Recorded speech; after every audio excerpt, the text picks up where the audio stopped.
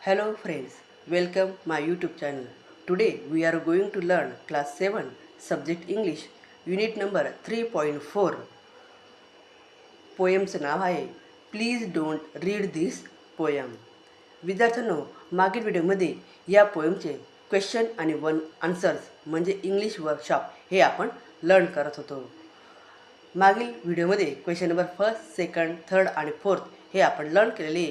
आज आपण या ठिकाणी क्वेश्चन नंबर 5 हा लर्न करणार आहोत. Question number 5, read the lines given in the table. या टेबलमध्ये काही लाईन दिलेल्या आहे त्या रीड करायचा. Discuss what they mean and when they might be use. त्यांचा अर्थ काय होतो आणि त्या कुठे यूज करता. Then use your imagination. तुम्ही तुमच्या कल्पनेप्रमाणे या ठिकाणी इथं कल्पना ही मांडायची. अँड नेम सिच्युएशन आणि परिस्थितीची ही या ठिकाणी सांगायची.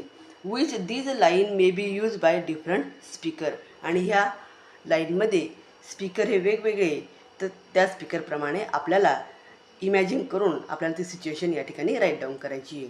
मग त्यांनी फर्स्ट लाईन दिलेली आहे, just more along now there nothing here to see. Situation, people gathering to watch a fight between two brothers. Speaker, a friend of two brothers who is trying to stop the fight tell the people. इथं पोएमचं line दिलेलं आहे. या लाईननुसार आपल्याला situation लिहायची आणि त्या सिच्युएशनवर स्पीकरचं काय मत आहे हे आपल्याला इथं राईट डाऊन करायचं आहे. हे मी माझ्या नोटबुकमध्ये राईट डाऊन केलेलं आहे. मग फर्स्ट लाईन ही आपण रीड केली. आता या ठिकाणी सेकंड लाईन ही रीड करणार आहोत. सेकंड लाईन आहे, I have ask you once politely don't make me ask you twice. Situation, the son causing trouble to mother.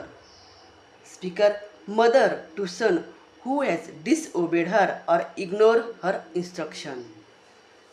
त्यानंतर number third, line number third, this isn't your it's mine. Situation, a girl taking another girl's doll. Speaker, I have girl whose doll the other girl is taking. त्यानंतर next line आहे line number 4.